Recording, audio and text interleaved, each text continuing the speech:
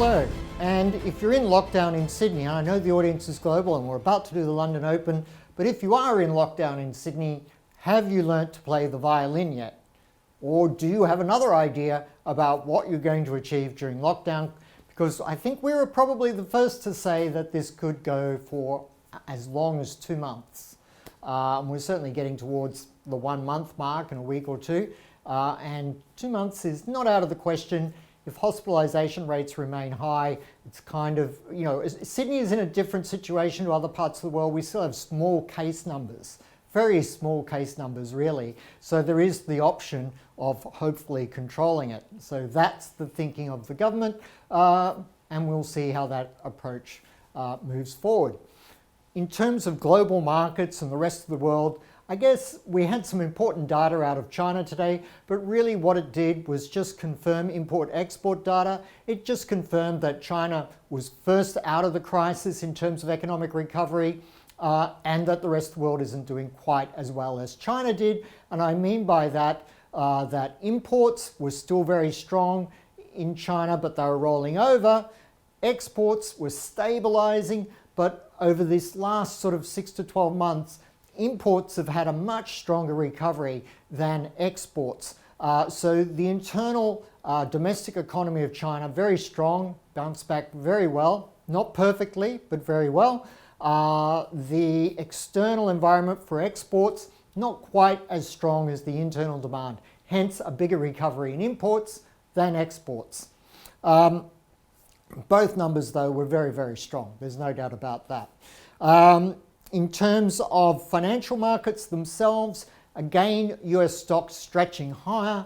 Again, the Australian stock market hitting its head against the roof, a ceiling in this very wide range of the last nearly 2-3 weeks now. And again, coming off from there, as well it should, because there is the risk that the Delta strain outbreak will spread further afield. So fund managers do need to be a little bit cautious in the Australian market. In Europe and the United States, it's all about this economic recovery. But again, all of the economic data points to a rolling over effect. Still very strong data, bounce back data. But as is the case in the US, bouncing back strongly, but still not to where the economy was pre-COVID. And again, I say that's a point people constantly miss. They look at these big numbers in terms of current growth, forgetting that it's current growth off a lower level than we were pre-COVID. So almost back there, but unemployment is still very high in the US and other parts of Europe as well, So the European economy is going to improve from here. It's going to improve steadily. Economic data will continue to be all over the place around the world, but I think the central themes are recovery generally, not as strong as the extreme optimists had hoped for or have been talking about, but recovery nonetheless. Global trade bouncing back, but in an ad hoc way at times. There will be interruptions from the Delta strain, which is a more dangerous and different variant. And so as we move towards vaccinations, but the point is the whole world isn't going to be vaccinated. So the whole world economy is not going to get back to normal for quite some time. Nevertheless, stock markets continue to go higher, just really emphasizing that side argument I always suggested was a possibility, that the world is simply awash with too much money, and governments in many parts of the world have provided too much stimulus to their economies, hence rampant inflation. The inflation thing is the really interesting one. It's just going to be stronger, stronger, stronger as every business owner in the world, large, small, and in between, are able to raise prices. Everyone's raising prices everywhere you look. The coffee shop, the supermarket, the new car sales, everything. Prices are going up because these businesses are seizing the opportunity to create a profit margin again. Because profit margins have been so squeezed by globalization, this is a chance for profit margins to rebound. And companies are seizing that opportunity, and they're not price hikes that are going to go away in the future. So inflation's having a huge surge. The surge is going to be bigger than most central banks think. And then central banks are going to be late responding to inflation because they have to be, because their economies are sort of normalizing, but not quite normal yet.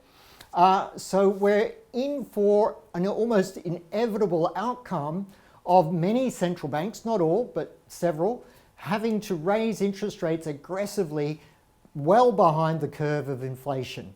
And that's because everyone keeps talking about inflation being transitory. No, it's not. It's through the world, through the roof.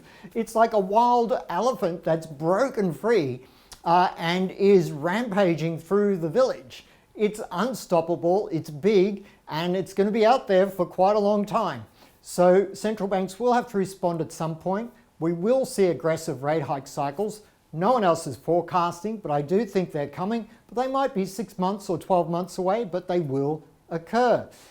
Meanwhile, the sort of inflation we're having is bizarrely or interestingly actually good for corporate earnings, because these companies are increasing their profit margins. What it means is, in the short term, corporate earnings will benefit, but in the long term, we could all suffer because the economy has rampant inflation. So inflation in the long term will unravel the best of economies. But in the short term, this form of inflation, bigger profit margins, will be good for earnings. That might be part of the reason why stock prices are going up while inflation is going up, because they're being driven by the same force, fatter profit margins, but it also means there are challenges ahead of us. In terms of price action, immediately, I think the US dollar's had a nice little pullback. It's done some consolidation, but it can head higher again at any moment. I think the Australian dollar is still a sell. I think Aussie gold is still a buy, and that could be good for Australian gold miners, something to think about. And I think oil, I still think oil could be a top, though it does look like it could rally a little bit on the day. But I would be cautious with sterling and the euro, given that the US dollar could be ready for another little bit of a push higher. Both those currencies could come under a little bit of pressure, probably the Australian dollar even more so. I hope you have a good evening in Asia and a wonderful day through Europe. All the best. Clifford Bennett, Chief Economist, ACY Securities. Thank you.